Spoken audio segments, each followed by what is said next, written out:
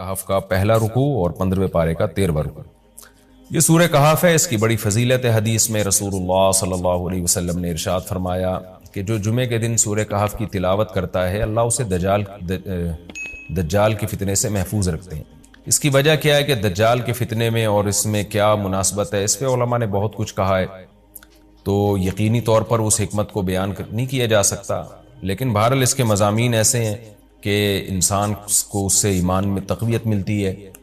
اور بڑی بات یہ ہے کہ رسول اللہ صلی اللہ علیہ وسلم نے جب کسی چیز کے بارے میں ہمیں بتا دیا تو پھر ہمیں اس کی حکمت سمجھ میں نہ بھی آئے تو ہمیں بس اس پر ایمان لانا چاہیے۔ تو دجال کے فتنے سے بچنے کے لیے اگر کوئی جمعے کے دن اس کا اہتمام کرتا ہے تو انشاءاللہ اس کو فائدہ ہوگا۔ دجال کے فتنے سے بچنے میں سرسری غور سے ایک بڑی حکمت یہ معلوم ہوتی ہے کہ اللہ تعالیٰ نے بڑے بڑے قدرت کے اپنے نمونے دنیا میں دکھائے ہیں، جیسے اس میں خضر علیہ السلام کا واقعہ آئے گا، اصحاب کہف کا واقعہ، ذوالقرنین کا واقعہ، کہ کیسی اللہ نے ان کے ہاتھوں پہ اپنی قدرت کو ظاہر کیا۔ تو یہ اللہ تعالیٰ کے مختلف کام ہیں۔ یاجوج ماجوج کا تذکرہ بھی آئے گا اس میں، تو اس میں ہمیں پتہ چلتا ہے کہ اللہ کی قدرتوں میں بہت بڑی بڑی قدرتیں، اللہ مخلوق سے بھی بعض دفعہ بڑے بڑے کام لے لیتے ہیں۔ تو دجال بھی اللہ کی ایک مخلوق ہوگا، تو وہ اگر بڑے بڑے محیر العقول کام دکھا رہا ہے تو یہ اس کی علامت نہیں ہوگی کہ یہ خدا ہے۔ جیسے ذوالقرنین سے اللہ نے بڑا کام لیا تو وہ خدا تھوڑی بن گئے، اور خضر علیہ السلام کے ذریعے اللہ نے مردے کو زندہ ایک جو ہے نا وہ دیوار کو سیدھا کروا دیا اور تختہ جڑوا دیا، اور کچھ انہوں نے اللہ کے بتانے سے غیب کی خبریں بتا دی، تو اس سے وہ خدا تو نہیں بن گئے۔ اور جو اس طرح اصحاب کہف کئی سو یعنی 300 سال تک غار میں سوتے رہے تو اس سے وہ خدا نہیں بن گئے۔ تو ایسے ہی دجال کے جب ہم محیر العقول واقعات دیکھیں گے تو یہ اس کی علامت نہیں ہے کہ یہ خدا ہے، بلکہ اللہ کی مخلوق ہے۔ تو اللہ تعالیٰ نے جیسے پچھلے پیغمبروں میں ایسے واقعات رونما ہوئے اور مقصد لوگوں کی آزمائش تھا، تو دجال بھی لوگوں کی آزمائش ہی کے لیے آئے گا۔ اور بہت ساری حکمتیں ہیں جو علماء نے بیان کی ہیں۔ اچھا، یہ جو جمعے کے دن سورہ کہف پڑھنے کی فضیلت ہے، تو یہ جمعے کی رات کو اگر کوئی پڑھ لے تو بھی یہ فضیلت حاصل ہو جائے گی، تو کیونکہ روایات میں جمعے کی رات کا بھی تذکرہ ملتا ہے اور جمعے کا بھی تذکرہ ملتا ہے۔ الحمدللہ الذی، تمام تعریفیں اس اللہ کے لیے ہیں، انزل علی عبدہ الکتاب، جس نے اپنے بندے پر کتاب کو نازل کیا، ولم یجعل لہ عوجا، اور اس کتاب میں اس نے کوئی کجی نہیں رکھی۔ یہ قرآن کا کمال ہے۔ آپ الحمد سے لے کے والناس تک پڑھیں، 2 اور 2 4 کی طرح اس کی آیتیں اور اس کے مضامین سمجھ میں آتے ہیں۔ قرآن کے علاوہ کوئی بھی مذہبی کتاب آپ پڑھ لینا تو آپ کو سمجھ میں نہیں آئے گی کہ یہ کیا کہا جا رہا ہے اس میں، اور وہ باتیں نیچر کو اپیل بھی نہیں کریں گی، اور انسان وسوسوں کا شکار ہو جائے گا اور مصیبت میں پڑ جائے گا۔ لیکن قرآن کے دعوے کتنے واضح ہیں، اور دعووں میں تناقض نہیں ہے۔ قرآن نے کہا خدا ایک ہے، ہر جگہ یہی کہا کہ ایک ہے۔ محمد صلی اللہ علیہ وسلم کو کہا کہ نبی ہیں، بشر ہیں، نبی ہیں، تو بشریت کو ثابت کیا قرآن نے۔ جہاں نبی صلی اللہ علیہ وسلم سے اوٹ پٹانگ معجزوں کا مطالبہ کیا گیا تو بتا دیا گیا میں بشر ہوں۔ ایک ہی دعویٰ رہا ہے مسلسل شروع سے آخر تک، اور آخری نبی ہونے کا جب دعویٰ کیا گیا تو آخری ہی، یہ نہیں کہ پھر قرآن میں اشارے دے دیے ہوں کہ کوئی اور نبی بھی آئے گا۔ تو تناقض نہیں ہے قرآن میں۔ نماز کو فرض کیا تو نماز فرض ہے۔ تو یہ جتنے مضامین، پھر اخلاقیات کی جو تعلیم دی وہ تعلیم سیم ہے۔ تو یہ ہے کہ عوج نہیں ہے، بالکل نیچر کو اپیل کرنے والی 2 اور 2 4 کی طرح صاف ستھری باتیں ہیں قرآن مجید میں۔ یہ خود قرآن کا ایک بہت بڑا معجزہ ہے۔ آپ کبھی بھی کسی جھوٹے آدمی کو جب سنیں گے نا، اس کی باتوں میں ٹکراؤ بہت ہوگا۔ میں ایک دفعہ تحقیق کر رہا تھا، یہ منکرین حدیث جو ہیں جنہوں نے کہا، دعویٰ کیا کہ حدیث حجت نہیں ہے، تو ہمارے شیخ حضرت مفتی رشید احمد صاحب رحمہ اللہ تعالی نے اصل الفتاویٰ کی 2 جلد میں ان کے خلاف بہت کچھ لکھا ہے۔ تو اس میں ایک بڑی دلچسپ بات یہ تھی کہ جب یہ منکرین حدیث کا جو بانی ہے نا، پرویز نام تھا اس کا، پورا نام اس وقت ذہن میں نہیں ہے، تو اس کی کتابوں سے حضرت نے تناقض نکالا۔ مفتی رشید احمد صاحب رحمۃ اللہ علیہ نے تناقض کیا نکالا؟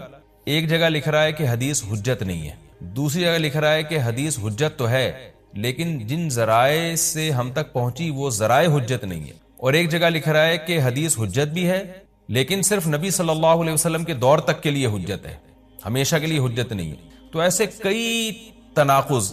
تو اس میں حضرت نے لکھا کہ اس سے پتہ چلتا ہے کہ یہ بیچارہ خود اس کو پتہ نہیں ہے کہ یہ اس کا دعویٰ کیا ہے، یعنی اس سے صاف واضح ہوتا ہے کہ ان کا مقصد صرف اور صرف ہمیں اسلام سے ہٹانا ہے، اور حدیث کو مشکوک قرار دے کر، کیونکہ زیادہ تر جو قوانین ہمیں اسلام کے ملتے ہیں وہ تو قرآن میں بہت کم ملتے ہیں، وہ تو احادیث میں ملتے ہیں۔ قرآن تو زیادہ تر عقیدے کی بات کرتا ہے، آخرت کے تصور کو ہماری نظروں میں اجاگر کرتا ہے، اخلاقیات سکھاتا ہے، مسائل، فقی مسائل، وہ تو زیادہ تر احادیث میں ہے، اسلامی قانون جسے ہم کہتے ہیں۔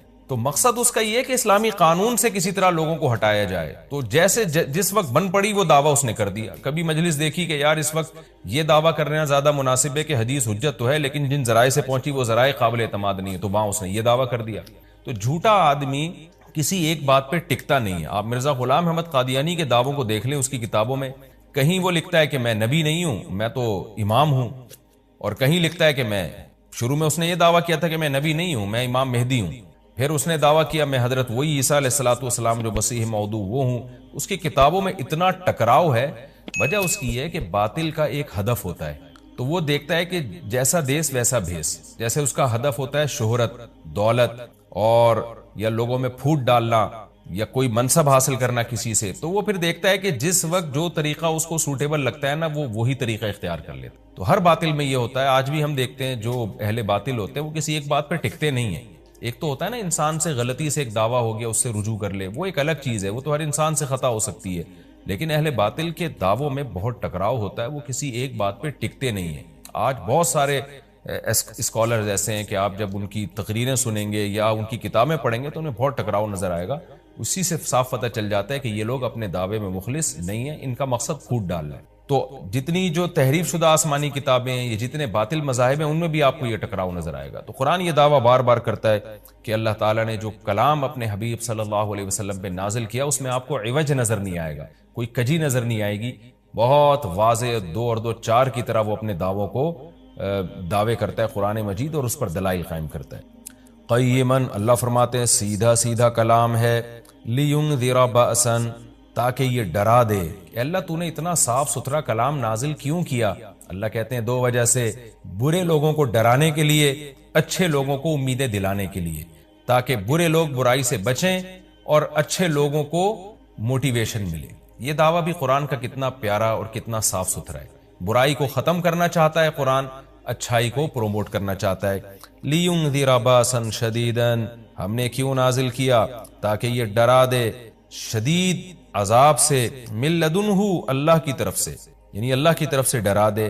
وَيُبَشِّرَ الْمُؤْمِنِينَ، اور ایمان والوں کو خوشخبریاں سنا دے۔ کون سے ایمان والے؟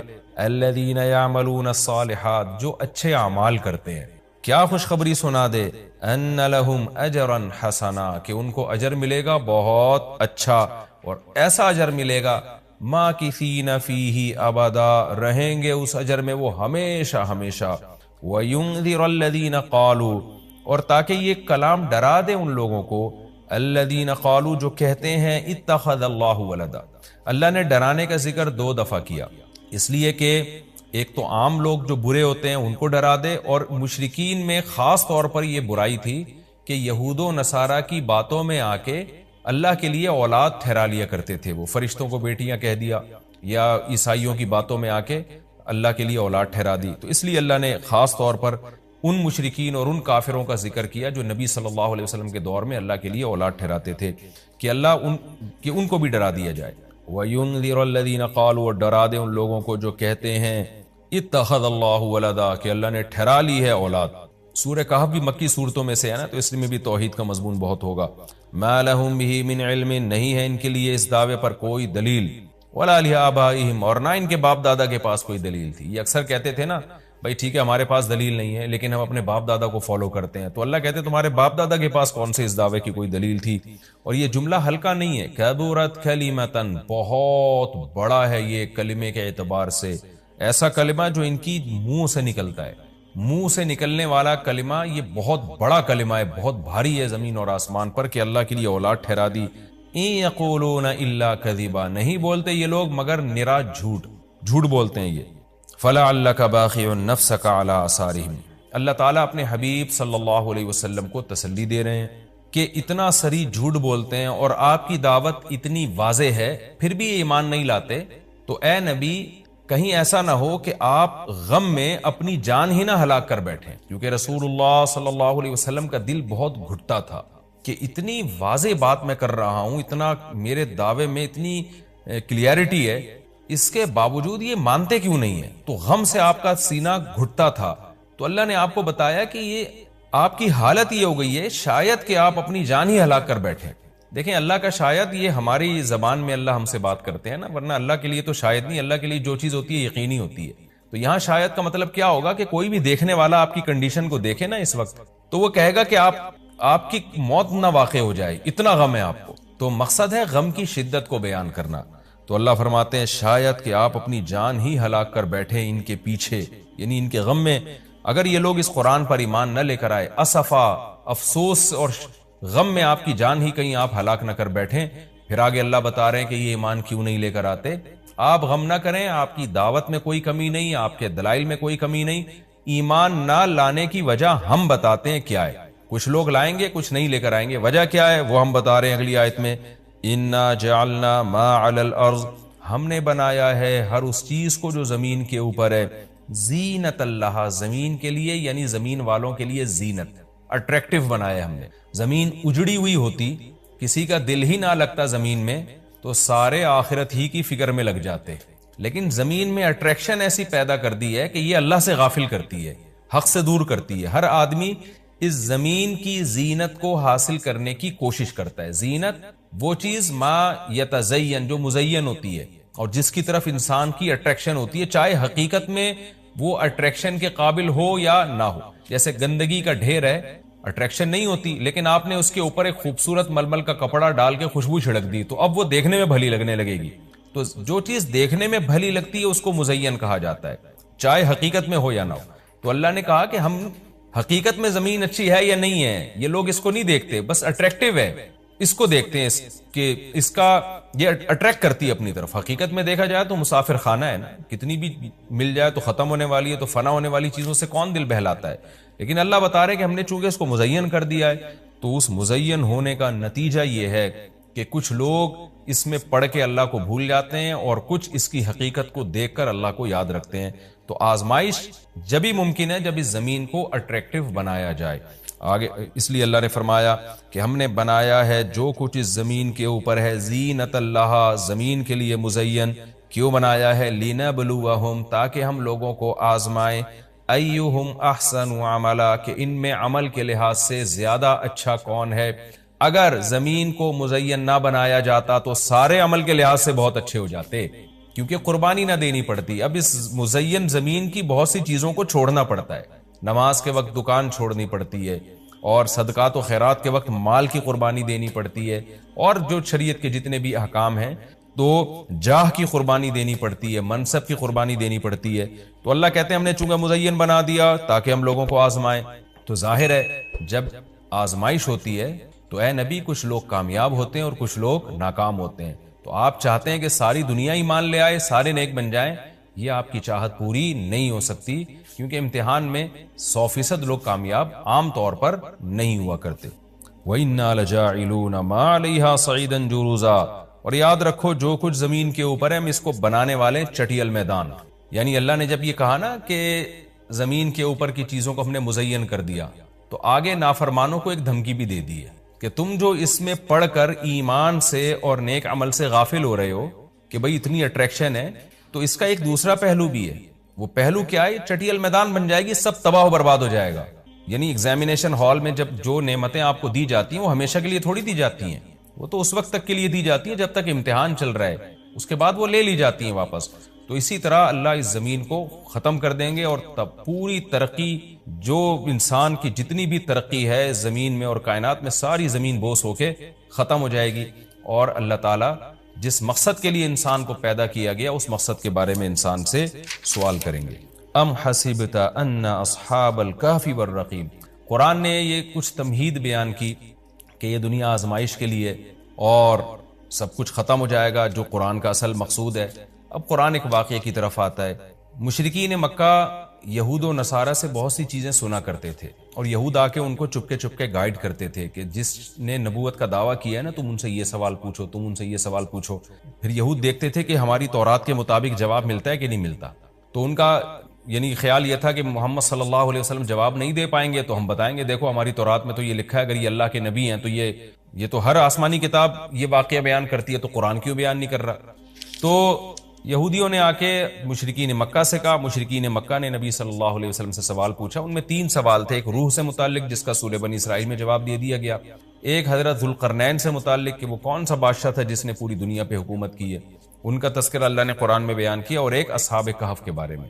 تو اب قرآن ان کے واقعے کو بیان کر رہا ہے. ام حسبت ان اصحاب الکہف والرقیم کانوا من آیاتنا عجبا. اے نبی آپ یہ سمجھتے ہیں کہ اصحاب کہف اور جبل والے پہاڑ والے لوگ، غار اور پہاڑ والے لوگ کیا ہماری نشانیوں میں سے بڑی عجیب نشانی تھے؟ کیا آپ یہ سمجھتے ہیں؟ یعنی یا تو اس کا جواب یہ کہ واقعی یہ نشانی تھے، یا یہ کہ یہ اتنی بڑی نشانی نہیں تھے جتنی بڑی اس کائنات کو بنا دینا بڑی نشانی ہے. اذ اول فتیتو، اللہ نے اس واقعے کو بیان کیا. اس وقت کو یاد کرو جب چند نوجوانوں نے ٹھکانہ پکڑا الی الکہف، ایک بڑے غار کی طرف. فقالو، پھر کہنے لگے. اب دیکھیں قرآن جب واقعہ بیان کرتا ہے نا تو سوال تو مشرکین نے اصحاب کہف کا پوچھا تھا، بتا دیا جاتا بھئی ایک زمانے میں اصحاب کہف تھے جو مشرک بادشاہ تھا جس کے ظلم سے تنگ آ کے وہ علاقہ چھوڑ کے چلے گئے اور 300 سال غار میں رہے، اور پھر 300 سال کے بعد واپس آئے اور لوگوں نے پھر بڑی عقیدت کی، محبت کی. بس اتنا کافی تھا. لیکن قرآن واقعہ اس انداز سے بیان کرتا ہے کہ اس میں اسباق ملنا شروع ہو جائے، ہمیں اس میں اسباق ملنا شروع ہو جائیں. اب دیکھیں شروع کیسے کیا جا رہا ہے. کیا تم یہ سمجھتے ہو کہ اصحاب کہف کا واقعہ کوئی عجیب واقعہ ہے؟ یعنی اللہ کے لیے تو کوئی عجیب نہیں ہے. یعنی انسانوں پر گویا اللہ تعجب کر رہے ہیں کہ اس واقعے کو تم عجیب سمجھ رہے ہو، اور اس سے بڑے عجیب کام جو ہم نے کر دیے، پانی کے قطرے سے انسان کو بنا دیا اور اتنا بڑا نظام بنا دیا ہم نے کائنات کا، اس کو عجیب نہیں سمجھ رہے. تو یہ انسان کی بھی عقل ہے نا کہ ایک واقعہ عجیب و غریب ہو جائے تو اس پہ حیران ہو رہا ہوتا ہے، اور وہ پوری کائنات بن گئی اور انسان کا پانی سے وجود میں آ جانا، چونکہ یہ ہم اس کے عادی ہو چکے ہیں یہ منظر دیکھنے کے، تو یہ ہمارے نظر میں عجیب نہیں رہا، ورنہ حقیقت میں تو اس سے زیادہ عجیب کام اللہ کر چکا ہے. تو ایک تو سبق اللہ نے ہمیں یہ بتایا اس واقعے میں کہ یہ واقعہ اتنا عجیب نہیں جتنا اللہ کے دوسرے کام زیادہ عجیب ہیں. تو قرآن واقعہ بیان کرتا ہے اس انداز سے تاکہ ہمیں اس سے اسباق ملے. اذ اول فتیۃ الی الکہف، نوجوانوں نے غار میں پناہ لی. فقالوا ربنا، اور کیا کہنے لگے، اے ہمارے رب، آتنا من لدنک رحمہ، تو دے ہمیں اپنی طرف سے رحمت، اور حیئ لنا من امرنا رشدا، ہمارے معاملے میں کوئی رشد کا انتظام کر دے، یعنی درستگی کا انتظام کر دے. اس میں کیا سبق ملتا ہے کہ جو مشرک بادشاہ تھا، کافر بادشاہ تھا، چند نوجوان اسلام لے کر آئے، اللہ کے برحق دین کو قبول کیا. ان کو یہ یقین تھا کہ ہم اس علاقے میں رہ کر اپنے دین اور مذہب پہ قائم نہیں رہ سکتے، لہذا انہوں نے ارادہ کیا ہم ہجرت کرتے ہیں. تو اب ہجرت کر کے جائیں کہاں؟ تو اللہ سے دعائیں مانگ رہے ہیں. اس سے کیا پتہ چلتا ہے کہ جب آپ کے لیے کسی علاقے میں رہ کر دین پر چلنا ناممکن ہو تو آپ پر لازم ہے کہ آپ اس علاقے کو چھوڑیں. ایک بات. نمبر 2، چھوڑ کر آپ اللہ پہ اعتماد اور توکل کریں کہ جس اللہ نے مجھے یہاں کھلایا وہ کہیں اور بھی کھلا سکتا ہے. نمبر 3، اللہ سے 2 قسم کی دعائیں مانگیں. نمبر 1، اے اللہ تو میرے لیے رحمت کا انتظام کر دے، یعنی اپنا رحم کر تاکہ تیری رحم کی وجہ سے ہمارے لیے معاملات آسان ہو جائیں. نمبر 2، تو ہمیں گائیڈ کر، حیئ لنا من امرنا رشدا کا مطلب سیدھا راہ دکھا، ہمیں بتا کہ ہم نے جانا کہاں ہے، کس ملک میں اسٹے کرنا ہے، سفر کیسے کرنا ہے. یہ بالکل ایسے ہی ہے جیسے موسیٰ علیہ الصلوۃ والسلام سے غلطی سے قتل ہو گیا، تو اب مدین سے جب نکلنا تھا، مصر سے جب نکلنا تھا تو راستہ معلوم نہیں تھا، تو وہاں بھی اللہ تعالیٰ سے آپ موسیٰ علیہ السلام نے دعا مانگی کہ وَلَمَّا تَوَجَّهَ تِلْقَاءَ مَدْيَنَ قَالَ عَسَىٰ رَبِّي أَن يَهْدِيَنِي سَوَاءَ السَّبِيلِ، مجھے امید ہے میرا رب مجھے سیدھا راستہ دکھائے گا. تو جب انسان کو راستے معلوم نہ ہو، گائیڈنس نہ مل رہی ہو کہ جانا کہاں ہے، کہاں اسٹے کرنا ہے، تو ایسے موقع پہ اللہ سے سیدھے راستے کی دعا مانگنی چاہیے. تو یہاں بھی انہوں نے دعا مانگی کہ اللہ تو ہمارے لیے رحمت کا انتظام کر دے اور ہمارے لیے ہمیں گائیڈ کر دے کہ ہم نے جانا کہاں ہے، کہاں اسٹے کرنا ہے. تو قرآن کہتا ہے ہم نے ان کی دعا کو قبول کی. فَضَرَبْنَا عَلَىٰ آذَانِهِمْ، رحمت کا انتظام کیسے ہوا کہ ہم نے غار کے اندر گئے، ان کے کتے کو ساتھ لے کر غار کے اندر گئے، اور وہاں انہوں نے کہا کہ فی الحال ہم یہاں لوگوں سے چھپ جائیں، کسی طریقے سے پناہ میں آ جائیں، پھر دیکھیں گے جی اٹھ کے ہم نے جانا کہاں ہے. تو قتل کے خوف سے نکلیں اور غار میں جا کے آرام کیا. تو اللہ کہتے ہیں ہم نے ان کے کانوں پہ پردہ ڈال دیا، سلا دیا گہری نیند، سنین عددا، کئی سال تک. ثم بعثناہم، پھر ہم نے ان کو جگایا، لنعلم ای الحزبین، تاکہ ہم دیکھیں، جس کا نتیجہ یہ نکلا کہ ہم یہ دیکھنا چاہتے تھے ان دونوں میں سے کون سا فریق ایسا ہے احصا لما لبثوا امدا، جو مدت کے اعتبار سے زیادہ کاؤنٹ کرنے والا ہے اس مدت کو، لما لبثوا، جس مدت تک یہ لوگ ٹھہرے. یعنی اللہ تعالیٰ بھی گویا ان کو دیکھ کے خوش ہو رہے ہیں کہ دیکھیں ان کے آپس میں تبصرے کیا ہوتے ہیں کیونکہ کسی کے ساتھ ایسا کبھی نہیں ہوا. تو اب جب یہ اٹھیں گے تو اللہ کی گویا کہ اللہ تعالیٰ بھی ان کی بات کو دیکھ کر نا ایک خوش ہو رہے ہیں ان کو دیکھ کے کہ دیکھو میں یہ باتیں آپس میں کیا کرتے ہیں. تو کسی نے کیا کہا, کسی نے کیا کہا, یہ سارا تذکرہ آگے آئے گا. یہ واقعہ آگے بھی چلے گا اور انشاءاللہ اس کی تفصیل اگلے رکوع میں زیادہ آئے گی. ہمارا یہ رکوع الحمدللہ کمپلیٹ ہو گیا اور وقت بھی تقریباً کمپلیٹ ہی ہونے والا ہے ہمارا. تو پچھلے رکوع میں اللہ تعالیٰ نے اصحاب کہف کے واقعے کی تمہید بیان کی تھی, مختصر بیان کیا تھا. اب اس کی تفصیل بیان ہو رہی ہے. نحن نقص علیک نبأہم بالحق, اے نبی ہم آپ کو بیان کرتے ہیں ان کا واقعہ حق کے ساتھ. حق کے ساتھ کا اس لیے بیان کیا گیا, حق کا لفظ اس لیے بڑھایا گیا کہ ایک تاریخی واقعہ تھا, اور آپ کو پتہ ہے جب تاریخی واقعہ لوگ نقل کرتے ہیں تو بہت کچھ اس میں کمی بیشی کر دیتے ہیں, کچھ اپنی طرف سے اضافے کر دیتے ہیں, کچھ اپنی طرف سے کمیاں کر دیتے ہیں.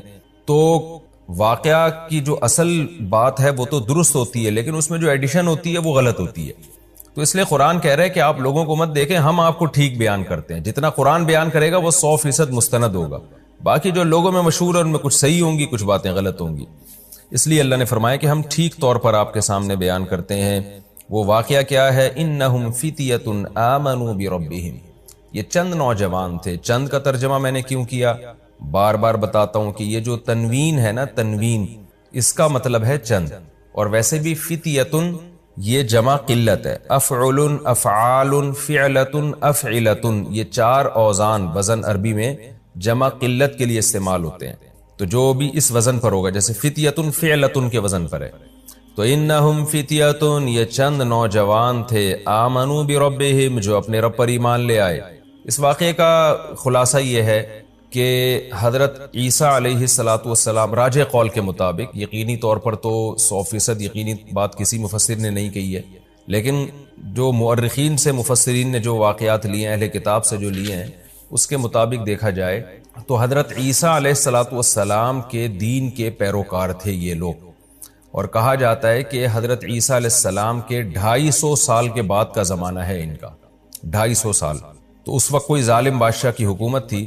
اچھا, حضرت عیسیٰ کے دین کے پیروکار تھے, تو اس پر ایک اشکال یہ ہوتا ہے کہ یہ سوال تو یہودیوں نے کیا تھا, یعنی مشرکین کو یہ سوال یہودیوں نے سمجھایا تھا کہ تم نبی صلی اللہ علیہ وسلم سے 3 سوال پوچھنا, ذوالقرنین کے بارے میں پوچھنا, اور روح کے بارے میں پوچھنا, اور اصحاب کہف کے بارے میں پوچھنا. تو جبکہ یہود کا زمانہ تو حضرت عیسیٰ کے دور سے پہلے, اور یہود تو پھر ان کو ایمان والے نہیں مانیں گے, کیونکہ عیسیٰ علیہ السلام کے فالوورز کو یہودی ایمان والا نہیں کہتے تھے. تو اس لیے مجھے اس پر واقعی ایک اشکال ہے جس کا میرے علم میں ابھی مجھے اس کے جواب کہیں ملا نہیں ہے. تو صحیح بات یہی معلوم ہوتی ہے کہ یہ جو یہودیوں نے, یہ جو مفسرین نے ذکر کیا نا کہ یہود نے یہ سوال پوچھا تھا, تو یہ بھی ایک رائے ہے مفسرین کی. عین ممکن ہے اہل کتاب نے پوچھا ہو, تو اہل کتاب میں عیسائی بھی آتے ہیں, تو سوال اہل کتاب نے پوچھا ہو, لیکن بعض حضرات نے یہود کی طرف منسوب کر دیا ہو, کیونکہ یہود جو تھے زیادہ تر یہود ہی سوال پوچھا کرتے تھے. تو اس لیے, اور دوسرا اس بات کا بھی امکان ہے کہ ہو سکتا ہے یہ دین موسوی کے پیروکار ہوں, کیونکہ یہ تو تاریخی چیز ہے نا کہ حضرت عیسیٰ کے دین کے پیروکار تھے. بہرحال راجح بات یہی ہے کہ یہ حضرت عیسیٰ علیہ السلام کے دین کے پیروکار تھے. حضرت عیسیٰ علیہ السلام کے آسمانوں پر اٹھائے جانے کے 250 سال کے بعد کا زمانہ ہے کسی بادشاہ کا, جو بڑا ظالم بادشاہ تھا, جو بت پرستی جس نے پھیلا دی تھی پوری سلطنت میں. تو ان لوگوں کو اللہ نے توحید پر قائم رہنے کی توفیق عطا فرمائی, دین عیسوی یعنی حضرت عیسیٰ علیہ السلام کے دین کو فالو کرنے کی توفیق عطا فرمائی. تو انہوں نے دیکھا کہ چاروں طرف شرک پھیل رہا ہے, تو ہم اپنے دین کو محفوظ نہیں رکھ سکتے, لوگ ہمیں زبردستی یا تو اسی کفر کی دنیا میں لے کے جائیں گے یا ہمیں قتل کر دیں گے. تو ایسی صورت میں ہمیں اس علاقے کو اللہ کی رضا کے لیے چھوڑ دینا چاہیے. تو اللہ پہ توکل کر کے یہ نکلے اور پھر غار میں داخل ہوئے تاکہ کچھ وقت وہاں گزاریں اور وہاں مشورہ کریں کہ ہم نے یہاں سے کہاں جانا ہے. یہ زندگی اسی غار میں ہی گزار دیں, ہمیشہ کے لیے اللہ کی عبادت کریں. لیکن اللہ نے وہاں ان کو گہری نیند سلا دیا, اور 309 سال کے بعد یہ جاگے ہیں. تو وہ علاقہ تبدیل ہو چکا تھا, وہاں جو ظالم بادشاہ کی حکومت ختم ہو چکی تھی. اب 309 سال کا زمانہ اگر دیکھا جائے تو حضرت عیسیٰ علیہ السلام کے بعد 250 سال یہ اور 300 سال وہ, تو 550 سال, یعنی حضرت عیسیٰ کے 550 سال کے بعد یہ بیدار ہوئے ہیں. اور نبی صلی اللہ علیہ وسلم کی جو ولادت ہوئی ہے وہ 570 عیسوی کے آس پاس ہوئی ہے، یعنی یقینی طور پر تو نہیں کہا جا سکتا، 2-4 سال آگے پیچھے ہو سکتے ہیں اس میں۔ تو یہ جو کہا جاتا ہے نا 570 عیسوی میں، یہ 100% یقینی نہیں ہے، 2-4 سال اس میں اوپر نیچے ہو سکتے ہیں۔ تو اس سے یعنی بعض مفسرین اس طرف گئے ہیں کہ ان کا زمانہ رسول اللہ صلی اللہ علیہ وسلم کی پیدائش سے 20 سال پہلے کا زمانہ ہے، یعنی نبی صلی اللہ علیہ وسلم کے دور سے 20 سال پہلے یہ جو ہے وہ غار سے نکلے ہیں، اور پھر جو واقعہ آگے قرآن نے بیان کیا جو ہم انشاءاللہ تفسیر میں پڑھیں گے۔ تو یہ نبی صلی اللہ علیہ وسلم کے دور کے بہت قریبی واقعہ ہے، لیکن چونکہ وقت مشہور ہو گیا تھا تو لوگوں کی زبان پر عام ہو گیا تھا، اس لیے لوگ آپ سے یعنی اہل کتاب کی زبان پر عام ہو گیا تھا، خاص طور پر مشرکین تو اس سے نابلد تھے۔ اب یہ ہوا کس جگہ پر ہے، یعنی کس جگہ یہ واقعہ ہوا ہے، اس کے بارے میں بھی کوئی یقینی بات ہمارے علم میں نہیں ہے، کیونکہ اس کے بارے میں جو تاریخی کتابیں ہیں ان میں ٹکراؤ بہت ہے۔ تو یقینی طور پر یہ کہنا کہ یہ فلاں جگہ یہ واقعہ ہوا تھا، فلاں جگہ ہوا تھا، یہ ہمارے بس میں نہیں ہے۔ تو قرآن نے بھی جو اس واقعے کی اہم اجزاء تھے انہی کو زیادہ ہائی لائٹ کیا ہے۔ تو قرآن کہتا ہے وَرَبَطْ إِنَّهُمْ فِتْيَةٌ آمَنُوا بِرَبِّهِمْ، یہ چند نوجوان تھے جو اپنے رب پر ایمان لے آئے، وَزِدْنَاهُمْ هُدًى، اور ہم نے اضافہ کر دیا ان میں ہدایت کے اعتبار سے۔ کیا مطلب؟ ہم نے ان کو اور زیادہ ہدایت دی، اور زیادہ ہدایت کا مطلب یہ ہوتا ہے کہ استقامت عطا کی، توکل پیدا کیا ان کے اندر، جو ایمان کی برکات تھیں وہ کامل طور پر ہم نے ان کو عطا کی۔ وَرَبَطْنَا عَلَىٰ قُلُوبِهِمْ، اور ہم نے ان کے دلوں کو باندھ لیا، یعنی صبر کی توفیق عطا کی۔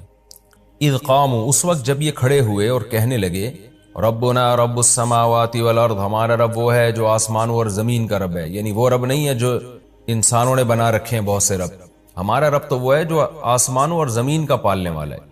یہ کس کے سامنے کہا انہوں نے؟ ہو سکتا ہے لوگوں کو جمع کر کے کہا ہو سکتا ہے تنہائی میں ایک دوسرے کو کہا ہو سکتا ہے وقت کے ظالم بادشاہ کے سامنے کہا ہو، اور ڈٹ گئے اور کہنے لگے لن ندعو من دونہ الہا، ہرگز ہم اس اللہ کے سوا کسی کو معبود نہیں پکاریں گے، کچھ بھی ہو جائے۔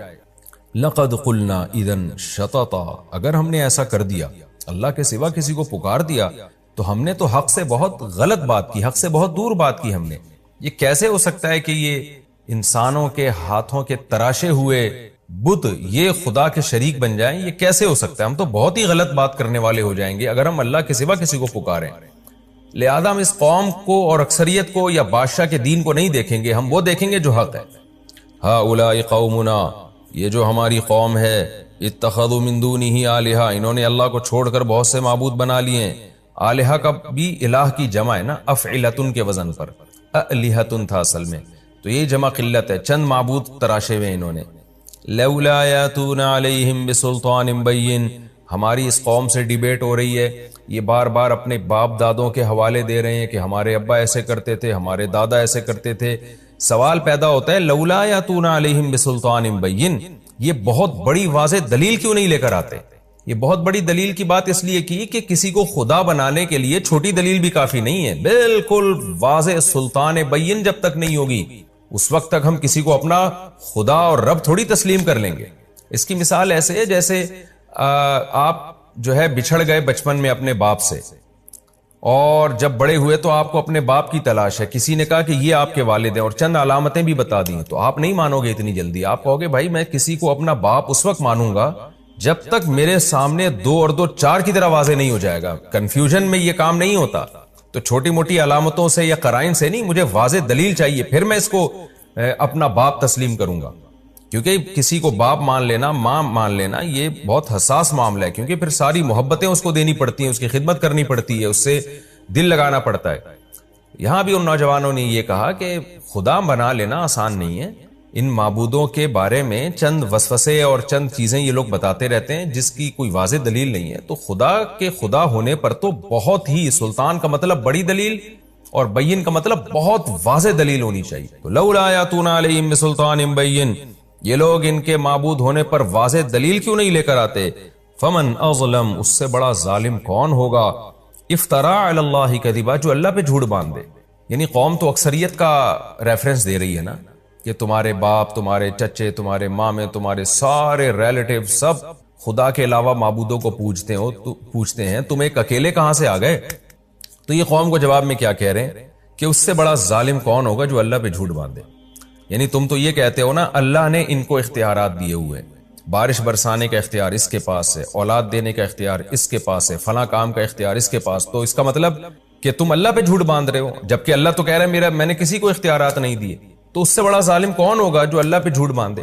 یعنی جھوٹ کی مختلف انواع ہوتی ہیں، کہ یہ کہ آپ اپنے باپ پہ جھوٹ باندھ دیں، ایک ماں پہ جھوٹ باندھ دیں، بھائی پہ جھوٹ باندھ دیں، دوست پہ جھوٹ باندھ دیں، حکومت پہ جھوٹ باندھ دیں۔ تو ان جھوٹ باندھنے کی نوعیتوں میں سب سے بڑا ظالم وہ ہے، سب سے بڑا جھوٹ یہ ہے کہ آپ خدا کی طرف جھوٹ کی نسبت کریں۔ اب جب یہ ڈیبیٹ ان کی قوم سے ہو رہی ہے تو پھر آپس میں انہوں نے مشورہ کیا کہ بھائی وَإِذِ اعْتَزَلْتُمُوهُمْ، یہ چند نوجوان مل کے اکٹھے ہوئے، انہوں نے آپس میں مشورہ کیا کہ دیکھو جب تم نے اس قوم کو چھوڑ ہی دیا ہے، اور جب کہ تم اعتزلتموہم، اس قوم سے تم نے کنارہ کشی اختیار کر لی ہے، یعنی اس کے مذہب کو چھوڑ دیا تم نے، وما یعبدون، اور ان کے معبودوں کو بھی چھوڑ دیا۔ تو دو ہی چیزیں ہوتی ہیں، عابد اور معبود۔ تو ان میں یہاں بھی اس ملک میں دو ہی طرح کے لوگ ہیں، یا تو مشرک ہیں یا وہ باطل ہیں جن کی عبادت ہو رہی ہے، تو دونوں ہی باطل ہیں۔ تو ہم ان باطل لوگوں میں ہم کیوں رہیں؟ تو لہذا جب ہم نے ایسا کر ہی دیا ہے، فَأَوُوا إِلَى الْكَهْفِ، تو پھر غار کی طرف چلو۔ کیا مطلب؟ نظریاتی طور پر تم نے جب اس قوم کو اور ان کے خداؤں کو چھوڑ دیا ہے تو عملی طور پہ بھی چھوڑ دو، یعنی جسمانی طور پہ بھی کنارہ کشی اختیار کر لو۔ تو اللہ کے سوا جب سب کچھ چھوڑ دیا ہے تو پھر پریکٹیکلی بھی چھوڑ دو۔ اب چھوڑ کے جائے کہاں؟ تو فاووا الی الکہف، فی الحال یہ کرو کہ غار میں چلے جاؤ، چھپ کے وہاں اللہ کی عبادت کرو، کھانے پینے کا انتظام کر لو، حفاظت کے لیے کتا ساتھ میں لے جاؤ اپنے، تو جو ایک دنیاوی اسباب ہو سکتے ہیں وہ اختیار کرو، وہاں جا کے ہم غور کریں گے۔ فی الحال یہاں سے نکلو، کیونکہ یہ تو ہمیں نہ نماز پڑھنے دے رہے ہیں، نہ روزہ رکھنے دے رہے ہیں، نہ توحید پر قائم رہنے دے رہے ہیں۔ فی الحال یہاں سے نکلو۔ ینشر لکم ربکم من رحمتہ، تمہارا رب تمہارے لیے اپنی رحمت سے رحمت پھیلا دے گا، کچھ نہ کوئی انتظام کرے گا۔ یعنی جو ہمارے بس میں ہے وہ ہم کر لیتے ہیں، جو ہمارے بس میں نہیں ہے ہم وہ اللہ پہ چھوڑ دیتے ہیں۔ یہ اس آیت کا حاصل ہے۔ ینشر لکم ربکم من رحمتہ وَيُهَيِّئْ لَكُم مِّنْ أَمْرِكُم مِّرْفَقًا، اور تمہارے معاملے میں تمہارا رب، یعنی سب ایک دوسرے کو سمجھا رہے ہیں کہ تمہارے معاملے میں تمہارا رب کوئی آسانی کی صورت پیدا کر دے گا۔ اللہ سے بھی کچھ امیدیں لگاؤ، سب کچھ ہم نے نہیں کرنا، جو ہمارے بس میں ہے وہ ہم کریں گے، باقی اللہ پہ چھوڑتے ہیں، اللہ سے ہمیں اچھی امید ہے، اللہ ہمارے لیے کوئی انتظام کر دے گا۔ ان بیچاروں کو کیا پتا تھا کہ اللہ ایسا انتظام کرے گا آپ کے لیے۔ قرآن کہتا ہے، اب یہ اس کو کہتے ہیں اندماج۔ اندماج کا مطلب بہت سارے واقعے کے، یعنی واقعہ کے بہت سارے پہلو قرآن حذف کر دیتا ہے۔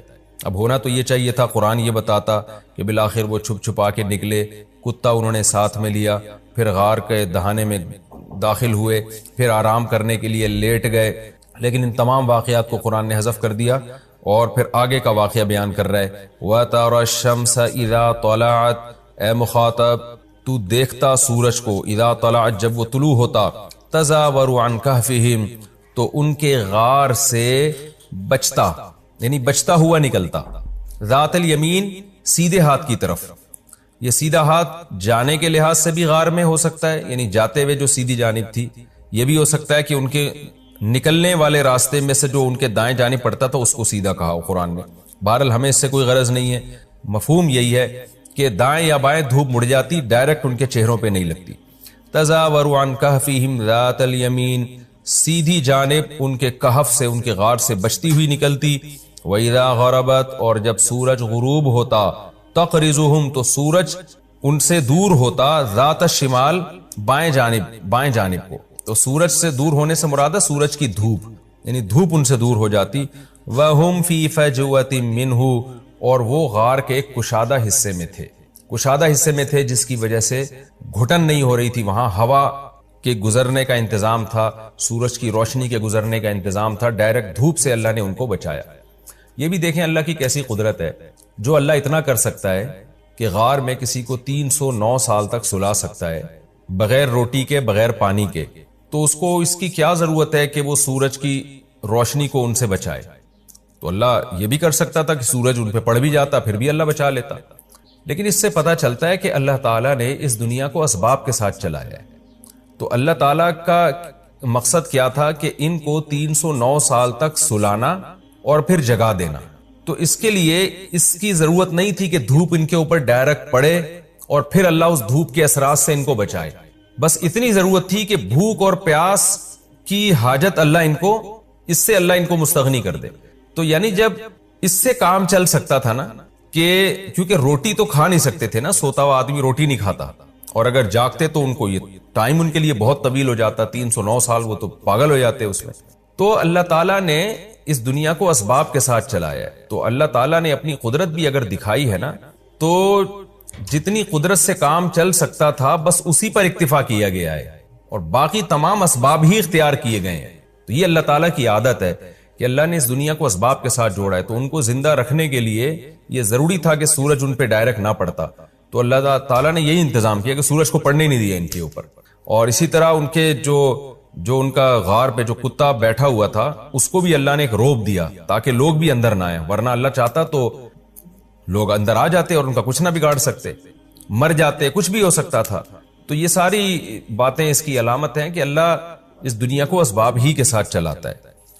ذالک من آیات اللہ، اللہ فرماتے ہیں یہ اللہ کی آیات میں سے ہے۔ من یہد اللہ فہو المہتد، لیکن اے نبی جس کو اللہ ہدایت دے گا وہی ہدایت پائے گا، یعنی اللہ کی ایسی قدرت کی نشانیاں دیکھنے کے بعد بھی ہر ایک کو پھر بھی ہدایت نہیں ملتی، اسی کو ملے گی جس کو اللہ چاہے گا۔ ومن یضلل، اور جس کو اللہ گمراہ کر دے، فلن تجد له ولیا مرشدا، تو آپ ہرگز اس کے لیے کوئی دوست اور ہدایت دینے والا نہیں پائیں گے۔ یہ تسلی بھی دی جا رہی ہے کہ بہت سے لوگ پھر بھی بے ایمان ہو کے ہی مریں گے، اتنی قدرت اور اتنا کچھ دیکھنے کے باوجود۔ تو جس کے دل میں انابت ہوگی اس کو اللہ ہدایت دے گا، جو نہیں چاہے گا اللہ کی عادت ہے اس کو ہدایت نہیں دیتا اللہ تعالیٰ۔ یہ رکوع الحمدللہ ہمارا کمپلیٹ ہو گیا، اور اصحاب کہف کا ایک حصہ اس میں بیان ہوا ہے۔ اب ہم اگلے رکوع کی طرف چلتے ہیں، رکوع آسان ہے، اگلے رکوع کی طرف ہم چلتے ہیں۔ بسم اللہ الرحمن الرحیم، سورہ بنی اسرائیل، سورہ کہف کا رکوع نمبر 3 اور 15ویں پارے کا رکوع نمبر 15۔ اس کا مختصر لفظی ترجمہ گرامر کے ساتھ ہو گیا تھا، آج انشاءاللہ میں اس کی تفسیر شروع کروں گا۔ اعوذ باللہ من الشیطان الرجیم، بسم اللہ الرحمن الرحیم۔ وَتَحْسَبُهُمْ أَيْقَاظًا وَهُمْ رُقُودٌ، اور اے مخاطب تو ان کو سمجھتا کہ وہ جاگ رہے ہیں، یعنی اصحاب کہف جو غار میں گئے تھے اللہ نے ان کو سلا دیا بہت گہری نیند۔ تو اب ان کی کیفیت کیا تھی، ان آیتوں میں اس کا بیان چل رہا ہے۔ کیفیت یہ تھی کہ اے مخاطب تو اگر ان کو جا کے دیکھتا تو تجھے ایسا لگتا کہ یہ جاگ رہے ہیں، یعنی چہرے پہ چہرہ فریش تھا ان کا۔ آپ نے دیکھا ہوگا نا بعض دفعہ کوئی آدمی آنکھیں بند کر کے لیٹا ہوا ہوتا ہے تو ایک روب ہوتا ہے اس کے چہرے پہ، سوتے ہوئے انسان کے چہرے پہ روب نہیں ہوتا۔ تو اللہ میاں نے یہ روب اس لیے ڈالا تاکہ کوئی ان کو نقصان نہ پہنچائے۔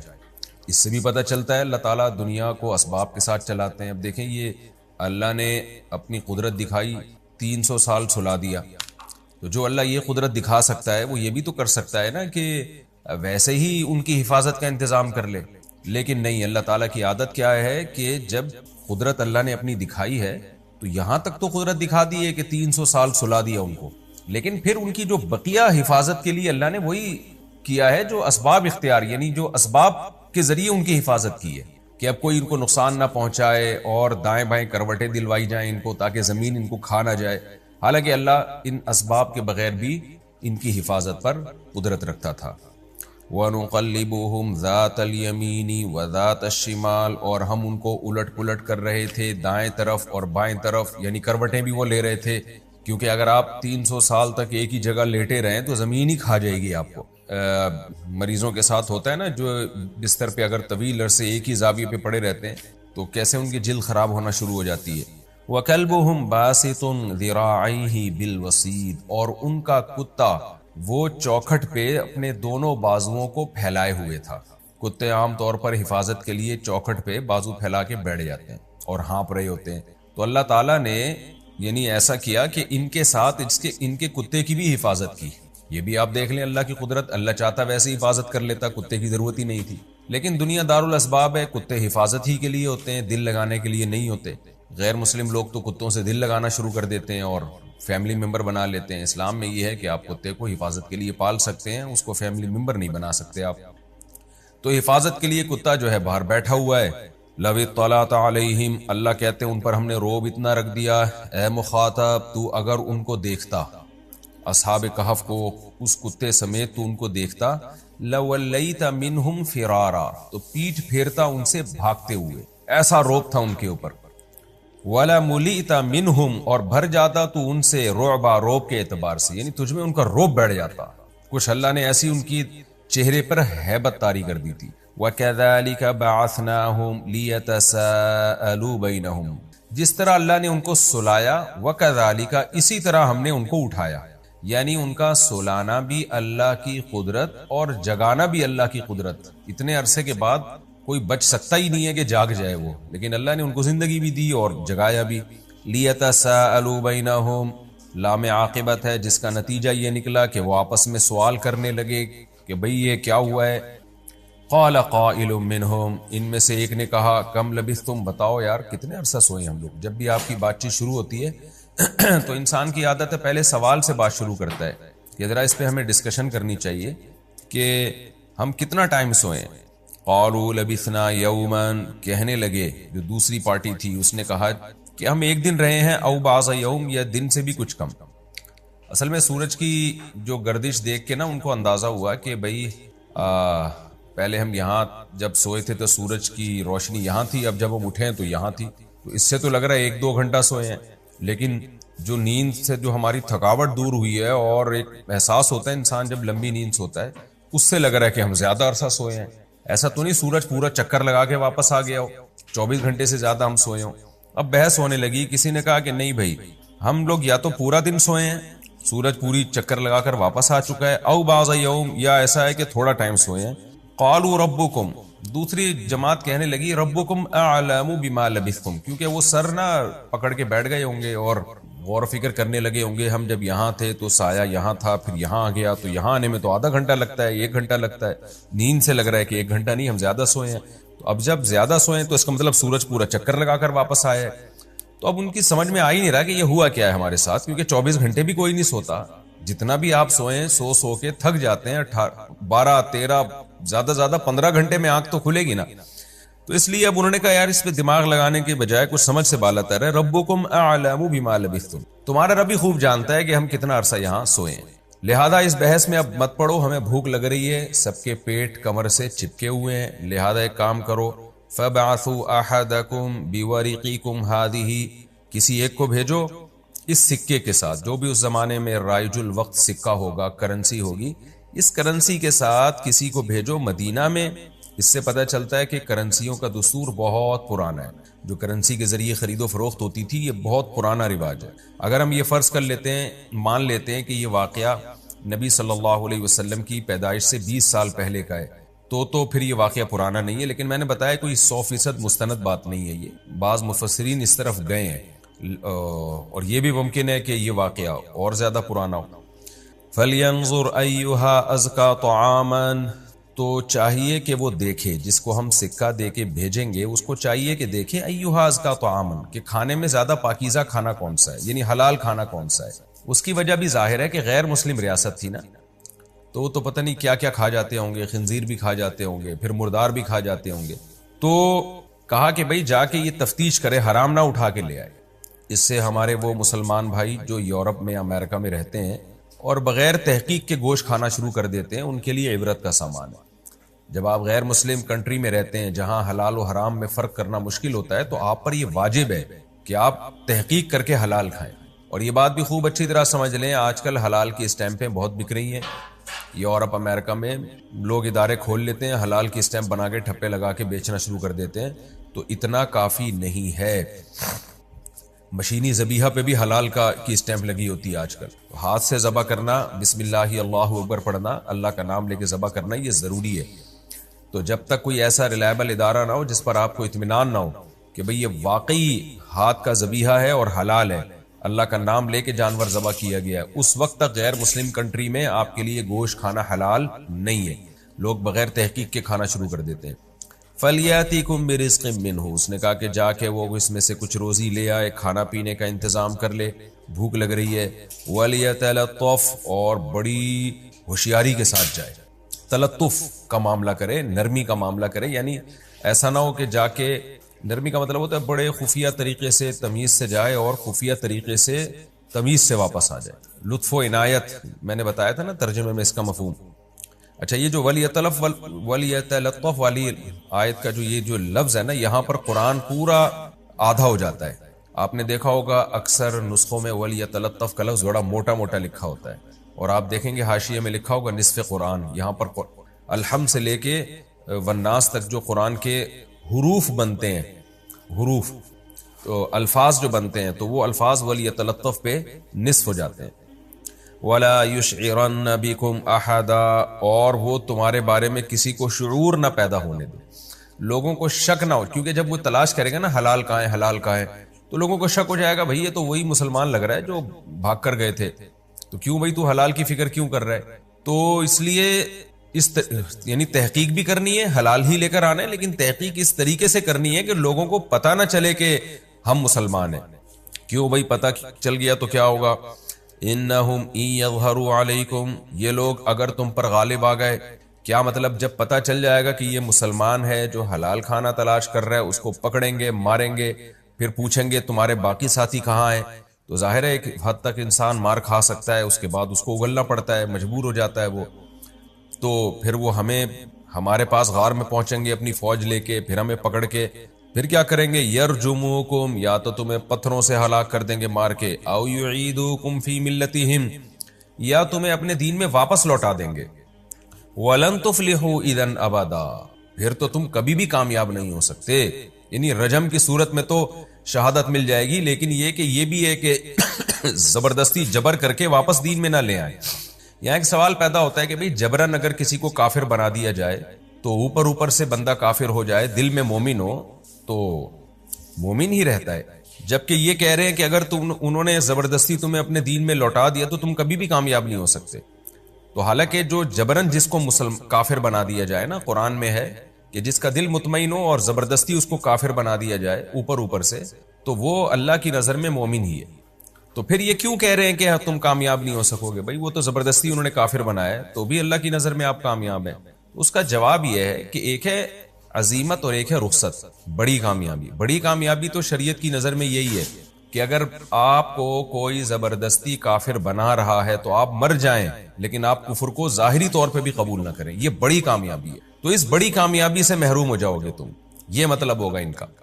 دوسرا مطلب یہ بھی ہو سکتا ہے کہ بعض دفعہ کسی کو زبردستی کافر بنایا جاتا ہے اور وہ بن جاتا ہے، دل میں وہ مومن ہوتا ہے، لیکن پھر آہستہ آہستہ دل و جان سے کفر کو قبول کر لیتا ہے. وہ شروع میں بعض دفعہ ایسے واقعات آئے ہیں، یعنی علماء نے لکھے ایسے واقعات کہ بعض دفعہ ایسا ہوا کہ شروع میں کوئی شخص کافر بن گیا، اوپر سے دل سے مسلمان تھا، لیکن چونکہ پھر وہ کافروں کے ساتھ رہنا، انہی کی رسومات میں شرکت، آہستہ آہستہ اس کا وبال جو ہے نا، اس کا اثر اس کے دل پہ پڑا ہے اور وہ بالآخر اسلام ہی کو چھوڑ دیا، اسلام کی اہمیت ہی ختم ہو گئی. تو یہ بھی خطرہ موجود ہوتا ہے کہ آپ وقتی طور پر تو کفر کو قبول کر رہے ہیں اوپر سے، لیکن آہستہ آہستہ اسی کے عادی ہو جاتے ہیں آپ.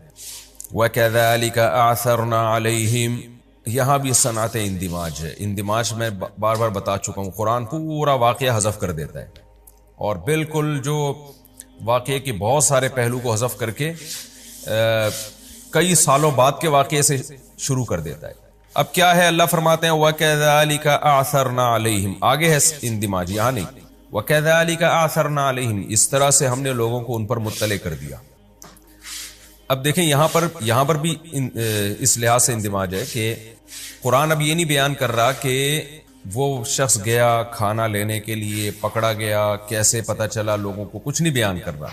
بس اللہ کہہ رہے ہیں اس طرح سے ہم نے لوگوں کو ان پر مطلع کر دیا. کیا مطلب؟ کس طرح سے کہ وہ بندہ آیا کھانا لینے کے لیے، جب وہ کرنسی سے ایک تو جب وہ آیا ہے نا تو دیکھا ماحول ہی چینج ہو چکا ہے یہاں پر، لیکن 309 سال کے بعد آ رہا ہے وہ، تو حکومت تبدیل ہو چکی تھی، مسلمان بادشاہ آ چکا تھا، لوگ یعنی عیسائیت قبول کر چکے تھے جو اس زمانے کا دین برحق تھا، تو سارے جو ہے وہ دین برحق میں داخل ہو چکے تھے. اب یہ جب آیا ہے تو وہ جو سکہ لے کے نا جب یہ گھومنا شروع ہوا تو لوگوں نے کہا بھائی تم کون ہو؟ یہ بھی دیکھ رہا ہے کہ کوئی سارا ماحول چینج ہو چکا ہے، لوگ ہی نہیں ہے وہ، اور لوگ ان کو دیکھ رہے ہیں کہ یہ اتنے 300 سال پرانا سکہ لے کے کیسے گھوم رہے ہیں. تو لوگوں نے اس کو پکڑ لیا کہ یہ اتنا پرانا سکہ تمہارے پاس کہاں سے آیا. اور یہ بھی حیران ہو رہا ہے لوگوں کو دیکھ کے، تو سارے نماز پڑھ رہے ہیں، روزے رکھ رہے ہیں، اللہ کی باتیں کر رہے ہیں، توحید پرست ہیں. تو بالآخر اس نے اپنا واقعہ سنایا کہ بھئی ہم تو یہاں سے گئے تھے اور اس طرح ہم غار میں تھے اور ہم اتنا عرصہ سوئے ہیں، ہمیں تو پتہ ہی نہیں چلا. تو ان سب لوگوں نے جا کے غار والوں کو بلایا. اب یہ اس بات کا پورا امکان موجود ہے کہ اس وقت کی ہسٹری میں یہ بات موجود ہو کہ بھئی اس طرح سے چند لوگ توحید کا مذہب قبول کر کے علاقہ چھوڑ کے ہجرت کر کے گئے تھے تو یہ عین ممکن ہے کہ ان لوگوں نے اپنے باپ دادا سے یہ بات سنی ہو یا پڑھی ہو کہ اس طرح سے کچھ نوجوان غائب ہوئے ہیں، تو اور یہ ان کی قدر کرتے ہو پہلے سے ہی کہ یار وہ بڑے توحید پرست لوگ تھے، انہوں نے اس زمانے میں ایسی قربانی دی ہے، تو ممکن ہے ان کی تلاش میں ہو یہ لوگ۔ بہرحال قرآن بیان کر رہا ہے مختصراً وَكَذَلِكَ أَثَرْنَا عَلَيْهِمْ، ہم نے ایسے حالات پیدا کر دیے کہ لوگوں کو ان پر مطلع کر دیا، یعنی ان کے حالات پر مطلع کر دیا، لوگوں کو یقین آ گیا کہ بھئی آج کے نوجوان نہیں ہیں، یہ 100% وہی لوگ ہیں جو 309 سال پہلے ظالم بادشاہ کے دور میں فرار ہوئے تھے اور توحید کے مذہب پر قائم رہے تھے۔ تو یقین آ گیا لوگوں کو۔ اللہ کہتے ہیں ہم نے اس لیے لوگوں کو ان کے حالات پر مطلع کیا، ان پر مطلع کرنے کا مطلب ان کے حالات پر، لیعلموا، تاکہ لوگوں کو یقین آ جائے، ان وعد اللہ حق، کہ اللہ کا وعدہ سچا ہے۔ وہ کون سا وعدہ؟ وَأَنَّ السَّاعَةَ لَا رَيْبَ فِيهَا، کہ بے شک قیامت ایک ایسی چیز ہے جس کے واقع ہونے میں کوئی شک نہیں ہے۔ کیونکہ لوگوں سے جب بھی قیامت کی بات کی جاتی ہے لوگ یہی کہتے ہیں کہ ہم جب مردہ ہو کے، ہڈیاں ہو کے، گل سڑ کے ختم ہو گئے تو ہمیں کون زندہ کرے گا؟ تو اللہ کہتے ہیں ہم نے 309 سال سلا کے بندوں کو اٹھا دیا اور لوگوں کو بتا دیا دیکھو ہم ایسے اٹھا سکتے ہیں، تو لوگوں کو اب یقین آ جائے گا کہ اللہ نے جو وعدہ کیا ہے نا قیامت کا وہ سچا وعدہ ہے۔ تو حالانکہ 309 سال تک انسان کا سونا میڈیکلی ممکن نہیں ہے، سوئے گا تو سوتا ہی رہے گا اور اٹھ نہیں سکتا پھر وہ، لیکن اللہ کہتے ہیں ہم نے اپنی قدرت دکھائی تاکہ لوگوں کو یقین آ جائے کہ اللہ کا وعدہ سچا ہے، اور وَأَنَّ السَّاعَةَ آتِيَةٌ، قیامت آ کے رہے گی۔ جو اللہ 300 سال تک سلا سکتا ہے وہ موت کے بعد بھی دوبارہ زندگی دے سکتا ہے۔ ایک تو ان وعد اللہ حق کا یہ مطلب ہوا کہ قیامت کا جو وعدہ اللہ نے کیا۔ دوسرا مطلب یہ بھی ہو سکتا ہے کہ اہل ایمان کی جو مدد کا اللہ نے وعدہ کیا ہے، اللہ اس وعدے میں سچا ہے۔ جب مدد کرتا ہے نا تو اسباب کا محتاج نہیں ہوتا، بغیر اسباب کے اللہ تعالیٰ بگڑی بنا دیتا ہے۔ اب دیکھیں بادشاہ تھا ظالم، کوئی بچنے کے امکان نہیں تھے، کوئی راستے کا پتہ نہیں تھا، اللہ نے کہا کہ چلو کوئی بات نہیں، تم نے اللہ کے لیے ہجرت کی ہے تو میں تمہیں ایسی ریاست میں لے کے جاؤں گا جو نیک لوگوں کی ریاست ہے۔ اللہ پوری دنیا میں ایسی ریاست ہے نہیں، کوئی بات نہیں، جب یہ ریاست نیک بن جائے گی تمہیں اٹھا کے یہاں لے آؤں گا۔ کیسا کام اللہ تعالیٰ نے کیا۔ اس سے بھی پتہ چلتا ہے بھائی اللہ کے لیے جتنی بڑی قربانی دو گے نا غیبی مدد بھی اتنی ہی بڑی آئے گی۔ ہم قربانی نہیں دینا چاہتے اصل میں، جتنی بڑی قربانی دیں گے غیبی مدد بھی اتنی ہی بڑی آئے گی اللہ تعالیٰ کی طرف سے۔ اللہ فرماتے ہیں اِذْ يَتَنَازَعُونَ بَيْنَهُمْ، جب وہ آپس میں جھگڑا کر رہے تھے اس وقت کو بھی یاد کرو، یعنی پبلک۔ کیا مطلب؟ وہ پھر جو اصحاب کہف تھے وہ ان کا انتقال ہو گیا کچھ وقت کے بعد، لوگوں میں بزرگ مشہور ہو گئے، لوگ ان سے دعائیں کرانے لگے اور وہ لوگوں کو واعظ و نصیحت کرنے لگے، تو سب اللہ والے لوگ تھے جن کی تعداد راجح قول کے مطابق 7 تھی، آگے تفسیر میں آ رہا ہے انشاءاللہ۔ تو جب ان کی ڈیتھ ہوئی ہے، انتقال ہوا ہے، تو اب لوگ ان کے بارے میں جھگڑا کرنے لگے، امرہم، جھگڑا کرنے لگے ان کے معاملے میں۔ فقالوا بنوا علیہم بنیانا، کسی نے کہا کہ ان کے اوپر ایک عمارت بنا دو۔ ہوا یہ کہا جاتا ہے، مفسرین کہتے ہیں کہ ان کو دوبارہ غار میں لے جایا گیا کہ بھئی یہ غار ایک بہت بڑی اللہ کی قدرت کی نشانی ہے۔ یہ جو اصحاب کہف تھے نا، ان کا یہ غار، اس میں اللہ نے 309 سال تک سلایا ہے، تو یہ اللہ کی قدرت کی بہت بڑی نشانی ہے، لہذا ان کی میتوں کو اسی غار کے اندر دفنایا جائے اور یہاں پر ایک عمارت بنا دی جائے جو ایک یادگار رہے گی، جسے رہتی دنیا تک لوگ اس کو دیکھ کر اللہ کی قدرت پر استدلال کریں گے۔ بعض لوگوں نے کہا ہم اس طرح کوئی عمارت بنا دیتے ہیں تاکہ ایک یادگار رہے۔ ربهم اعلم بهم، اللہ فرماتے ہم ان کے حالات کو خوب جانتے تھے۔ یہ جو لوگ اس وقت بحث کر رہے تھے ہم ان کے خوب اچھی طرح جانتے تھے، ان کی کیا بحثیں ہو رہی تھی اور کیا ان کے مائنڈ میں تھا۔ قال الذين غلبوا على امرهم، اللہ چونکہ جانتے تھے لہذا اللہ بتا رہے ہیں کہ جو ان کے معاملے میں غالب تھے نا ان لوگوں نے کیا کہا۔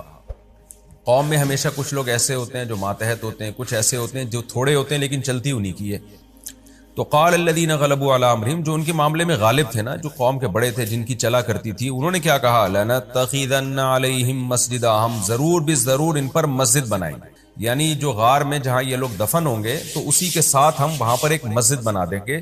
تو وہ مسجد دیکھ کر لوگوں کو یاد تازہ رہے گی کہ بھئی یہ مسجد، کیونکہ مسجد بھی وقف ہوتی ہے نا، وہ کبھی بھی یعنی قیامت تک وہ ہمیشہ اللہ ہی کا گھر رہتی ہے، اس کو توڑنا جائز نہیں اگر وہ صحیح جگہ پہ، قبضے کی جگہ پہ نہ بنائی جائے۔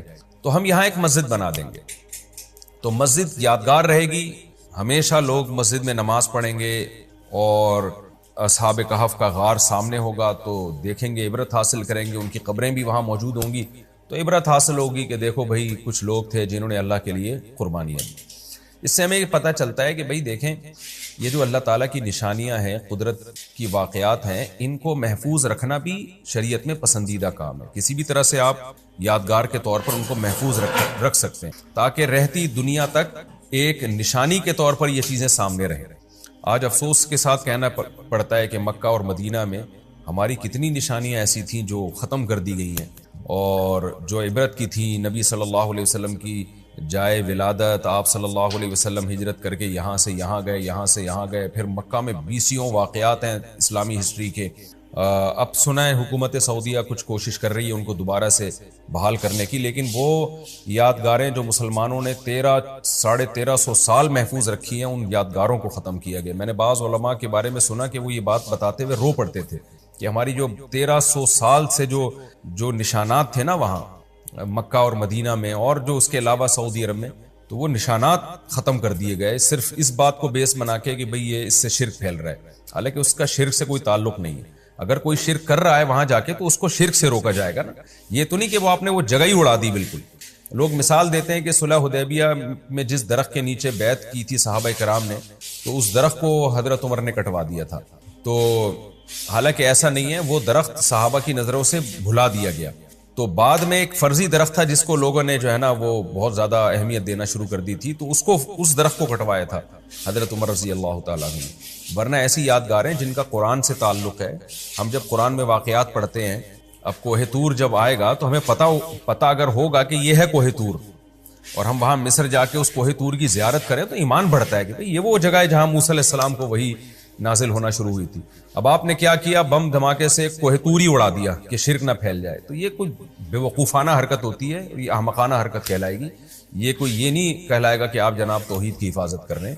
توحید کے عقیدے کو زندہ رکھنے کے لیے دوسرا طریقہ ہے. تو ایک تو علمی نقطے کی بات یہ پتہ چلی کہ قرآن ان کے اس عمل کو اپریشیٹ کر رہا ہے، یعنی ایک اچھے طور پہ بیان کر رہا ہے. تو جو اس طرح کے کرامت کے یا معجزے ہوتے ہیں، کرامت کے واقعات ہوتے ہیں، ان کو بطور یادگار کے زندہ رکھنا یہ شریعت میں پسندیدہ کام ہے، کوئی برا کام نہیں ہے. اس سے انسان کا ایمان تازہ ہوتا ہے. البتہ یہاں ایک اشکال ہوگا کہ جو بدعتی لوگ ہیں نا، وہ مزاروں پہ مسجد بنانے کو بھی اسی آیت کی روشنی میں جائز کہتے ہیں کہ دیکھو اصحاب کہف کا غار تھا، وہاں قبریں تھیں، تو انہوں نے کیا کیا کہ چلو جی ہم یہاں مسجد بناتے ہیں. تو اس سے پتہ چلتا ہے کہ قبرستان میں مسجدیں ہونی چاہیے، بلکہ مسجد کے اندر ہی انہوں نے قبریں بنانا اب تو شروع کر دی ہیں. تو خوب اچھی طرح سمجھ لیں، مفسرین نے یہاں بہت بہترین نقطہ بیان کیا ہے. وہ نقطہ یہ بیان کیا ہے کہ اصحاب کہف توحید کے علم بردار تھے، ایک خدا کو ماننے والے. ان کے غار کے قریب اگر مسجد بنے گی تو بنانے کا مقصد عقیدہ توحید کو زندہ کرنا تھا، قبر پرستی کو پھیلانا نہیں تھا. کیونکہ ان کی قبریں دیکھ کر نا لوگوں کو اور عقیدہ توحید کا عقیدہ ذہن میں اجاگر ہوتا تھا کہ انہوں نے عقیدہ توحید کے لیے قربانی دی تو ہم بھی صرف یا اللہ مدد پہ قربانی دیں گے. جبکہ آج یہ حکمت فوت ہو چکی ہے. آج اگر قبر کے قریب آپ مسجد بنائیں گے تو عقیدہ توحید کی ایسی کی تیسی ہو جائے گی. لوگ یا اللہ مدد کے ساتھ اس قبر والے سے زیادہ مانگنا شروع کر دیتے ہیں، جیسے کہ نظر آ رہا ہے. تو لہذا ہماری شریعت میں مسجدوں کے اندر قبریں بنانا، یہ قبروں کے اوپر مسجدیں بنانا یہ ناجائز ہے، کیونکہ یہ شرک اس زمانے میں یہ شرک پھیلانے کا ذریعہ. اگر کوئی کہ شرک کا ذریعہ نہیں ہے تو یہ مشاہدے کے خلاف ہے. آپ جا کے دیکھ لیں، جہاں مزار کے ساتھ مسجد ہوگی وہاں حشر دیکھیں لوگوں کا. تو اس لیے اصحاب کہف کے جو قوم تھی انہوں نے عقیدہ توحید کو پروموٹ کرنے کے لیے وہاں مسجد بنائی تھی، جبکہ ہمارے ہاں مزاروں پہ جو مسجدیں ہیں اس سے عقیدہ توحید کے بجائے شرک کا عقیدہ زیادہ پھیل رہا ہے. اس لیے ہماری شریعت میں یہ منع ہے، ناجائز ہے، اس سے منع کیا جائے گا لوگوں کو. آگے اللہ تعالیٰ بیان فرماتے ہیں سَيَقُولُونَ ثَلَاثَةٌ رَابِعُهُمْ كَلْبُهُمْ. لوگ آ کے اب تعداد پوچھیں گے نبی سے، اچھا آپ بتائیے آپ نے واقعہ تو پورا ٹھیک ٹھیک سنا دیا. عیسائی بھی کہیں گے، اہل کتاب بھی کہیں گے بھئی یہ تو بالکل صحیح واقعہ سنا دیا انہوں نے، تو اب تعداد ذرا بتائیں. تو کچھ لوگ کہیں گے 3 تھے، رابعہم کلبہم، چوتھا ان کا کتا تھا، ویقولون 5، بعض کہیں گے 5 تھے اصل میں، سادسہم کلبہم، چھٹا تھا ان کا کتا. اب دیکھیں کتا فیملی ممبر نہیں ہوتا، اس کی ایک بہت بڑی دلیل یہ بھی ہے. اگر کتا جو ہے نا گھر کا فرد ہوتا ہے، جیسے انگریز لوگ گھر کا فرد بنا کے رکھتے ہیں، تو کتے کو الگ ذکر کرنے کی ضرورت ہی نہیں تھی. تو قرآن کہتا ہے وہ کہیں گے وہ ٹوٹل 4 تھے کتے سمیت، اور لوگ کہیں گے ٹوٹل 5 تھے کتے سمیت، یا ٹوٹل 6 تھے کتے سمیت. تو کتے کو الگ ہی ذکر کیے جا رہے ہیں، اس لیے کتے کو پالیں لیکن تھوڑا سا الگ رکھیں آپ. وَيَقُولُونَ خَمْسَةٌ سَادِسُهُمْ كَلْبُهُمْ، کچھ لوگ کہیں گے ٹوٹل 5 لوگ تھے اور چھٹا ان کا کتا تھا. رَجْمًا بِالْغَيْبِ، قرآن کہہ رہے سب ہوائی تیر چلاتے ہوئے، کسی کے پاس کوئی دلیل نہیں ہے. وَيَقُولُونَ سَبْعَةٌ، کچھ لوگ کہیں گے 7 تھے. وَثَامِنُهُمْ كَلْبُهُمْ، 8واں ان کا کتا تھا. قُلْ رَبِّي أَعْلَمُ بِعِدَّتِهِمْ، اے نبی اللہ خوب جانتا ہے، آپ کہہ دیجئے کہ میرا رب خوب جانتا ہے ان کی تعداد، میرا رب خوب جانتا ہے. ما يعلمهم الا قلیل، نہیں جانتے اس تعداد کو مگر تھوڑے لوگ. اب دیکھیں یہاں بھی ایک بات ہے نا، حکمت دیکھیں، قرآن بتا دیتا کہ کتنے ہیں ٹوٹل وہ تو بات ہی ختم ہو جاتی. قرآن نے بتایا نہیں. اس میں بظاہری حکمت معلوم ہوتی ہے کہ نا مختلف قسم کی خبریں آ رہی تھیں، اس میں ان لوگوں کا بہت اختلاف تھا. اور جب بھی کسی کی مناظرے بازی اور بحث شروع ہوتی ہے نا تو بعض دفعہ لوگ اپنی رائے کو انا کا مسئلہ بنا لیتے ہیں، ضد اور انا کا. ایسی صورت میں جب ان کی رائے کے خلاف کوئی بات کی جائے تو وہ پھر ضد اور ہٹ دھرمی پہ آتے ہیں، وہ پھر آپ سے دشمنی مول لینے لگتے ہیں. تو چونکہ اہل کتاب میں بڑا اختلاف تھا کہ تعداد کتنی ہے، تو قرآن اگر تعداد بتا دیتا تو اس سے کچھ لوگ اس پہ کو مانتے، کچھ نہیں مانتے، اور ایک نئی بحث چھڑ جاتی. تو قرآن نے کیا کیا، اس بحث کو سمیٹا ہے کہ اللہ کو پتا ہے کتنی ہے. اے نبی آپ صحیح تعداد نہیں بتائیں، آپ بول رہے ہیں بھائی مجھے نہیں پتا، اللہ کو پتا ہے صحیح تعداد کتنی ہے، تاکہ جو اس واقعے کا اصل پہلو ہے نا وہ لوگوں کے سامنے رہے اور ایک نئی بحث نہ چھڑ جائے، کیونکہ پھر اس کو ثابت کرنا پڑے گا. اس سے یہ پتہ چلتا ہے کہ یہ جو قرآن نے بہت ساری سائنسی حقیقتیں جو آج ثابت ہو رہی ہیں، قرآن نے ان کا تذکرہ نہیں کیا. اس کی وجہ یہ کہ یہ تو آج ثابت ہو رہی ہے نا. اگر قرآن 1400 سال پہلے بتا دیتا تو 1000 سال تک ان سائنسی حقائق پر لوگوں کی ڈیبیٹ ہوتی، بحث ہوتی. بہت سے لوگ ان کا انکار کر دیتے اور کہتے ایسا نہیں ہو سکتا، تو قرآن کا انکار لازم آتا، پھر ان کے دل میں وسوسے آ جاتے. اس لیے قرآن نے اپنے ٹاپک کو فوکس کیا ہے. ہاں یہ ضرور ہے کہ قرآن میں کوئی ایسی سائنسی تھیوری نہیں ہے جو تحقیق کے خلاف ثابت ہو جائے. یہ خود قرآن کا ایک بہت بڑا معجزہ ہے، بلکہ ایسی چیزوں کی طرف اشارے ہیں جو آج تحقیق سے صحیح ثابت ہو رہے ہیں. جیسے قرآن میں نا وَلَمْ يَرَ الَّذِينَ كَفَرُوا أَنَّ السَّمَاوَاتِ وَالْأَرْضَ كَانَتَا رَتْقًا، زمین آسمان بند تھے، فَفَتَقْنَاهُمَا، ہم نے ان کو کھول دیا. بگ بینگ تھیوری کی طرف اشارہ ہو سکتا ہے اس میں. تو قرآن میں کوئی ایک ایسی تھیوری نہیں ہے جو سائنس کے خلاف ثابت ہو گئی ہو. لیکن جہاں یہ ایک حقیقت ہے وہاں یہ بھی ایک حقیقت ہے کہ قرآن نے فیوچر میں جو سائنسی تھیوری ثابت ہونے والی ہیں ان پہ بھی بحث نہیں کی ہے، تاکہ ٹاپک سے ہٹا نہ جائے. کیونکہ ان پہ قرآن بحث کر، مثال کے طور پر 1400 سال پہلے واضح لفظوں میں قرآن کہہ دیتا کہ زمین سورج کے گرد گھوم رہی ہے، گردش کر رہی ہے، تو وہ عرب نہیں مانتے اس کو. عرب کہتے ہیں کیسے ہے، تو اس کو سمجھانا، اس کو ان کے دماغوں میں اتارنا 1200 سال یا جب تک سائنسدانوں نے یہ دریافت نہیں کیا تھا ایک نئی جنگ چھڑ جاتی.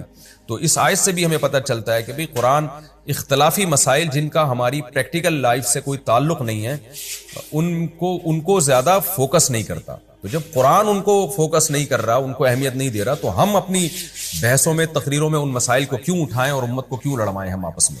البتہ اتنی بات ضرور ہے کہ یہ جو قرآن نے کہا ہے نا کہ وَيَقُولُونَ سَبْعَةٌ وَثَامِنُهُمْ كَلْبُهُمْ، کہ 7 تھے اور 8واں ان کا کتا. اس کے بعد قرآن نے رجمًا بالغیب کا لفظ استعمال نہیں کیا.